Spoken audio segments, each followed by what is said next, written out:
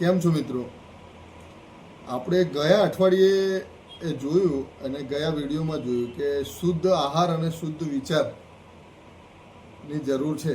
આપણે કન્ક્લુડ કરીને બેઠા છીએ કે આજનો માનવ ભાગ દોડ કરતો રહેલો છે, તેમાં તાતી જરૂરિયાત શાની છે તો એના વિશે થોડુંક આગળ વધીએ આ વખતે. તો ફક્ત ને ફક્ત 2-5 મિનિટ માટે તમારે ટાઈમ આપવો પડશે. કન્ટિન્યુ રહેજો વિડીયોમાં. અને આ ફક્ત ઓબ્જેક્ટિવ વિડીયો નથી, અમે હેતુલક્ષી થિંક સાથે આવી રહ્યા છીએ તમારી જોડે. તો ફક્ત ને ફક્ત 3-4 મિનિટ ખાલી કન્ટિન્યુ રહેવું પડશે. તો આગળ વધતા જોઈએ કે રિયલમાં આપણે શું કરવા ઈચ્છીએ છીએ એમ.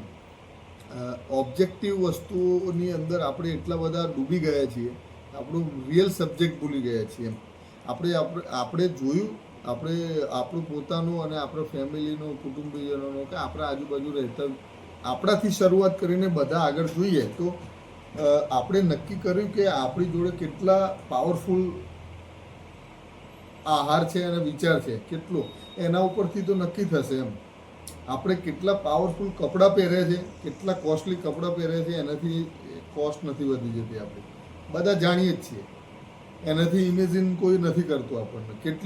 કેટલી બ્રાન્ડેડ વોચ પહેરી છે કે કેટલાક પૈસાની વોચ પહેરી છે, એનાથી નથી થતું. એ રૂમર છે. મતલબ આપણે લાસ્ટ ટાઈમે બી વાત થઈ હતી કે એક ક્ષણિક સુખની વાત છે.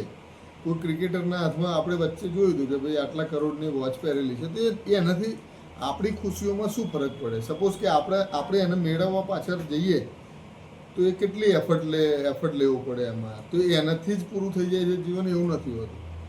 ઇન ધ સેન્સ કહેવાનો મતલબ એ છે કે આપણે કેવી હેરસ્ટાઈલથી આપણે ઇમ્પ્રેસ કરીએ છીએ કોઈને, તો એક વન ટાઈમ છે એમ. એક્ઝામ્પલ સારું લેવું હોય તો અષ્ટાવક્ર એટલે એ બધા જ અંગ એના વાંકા હતા એમ. છતાંય એ રાજાના રાજ દરબારની અંદર એનું વેલ્યુ કેટલી એમ.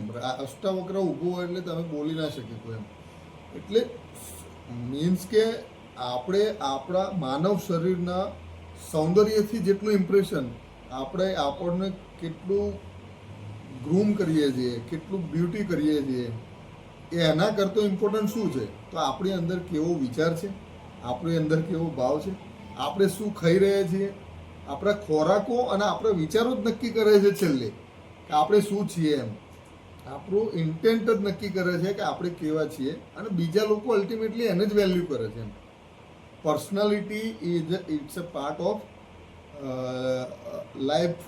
જે આપણે આ અર્થલક્ષી લાઈફને આગળ લઈ જવા માટે પર્સનાલિટીની જરૂર છે. આપણે એને ડિનાઇડ કરતા નથી એમ. મતલબ અમારો કહેવાનો મતલબ એવો નથી કે પર્સનાલિટી ના હોવી જોઈએ, કપડાં સારા ના પહેરવા જોઈએ, એ બધું જ કરવું જોઈએ. ભૌતિક સુખોનું લિસ્ટ છે આખું.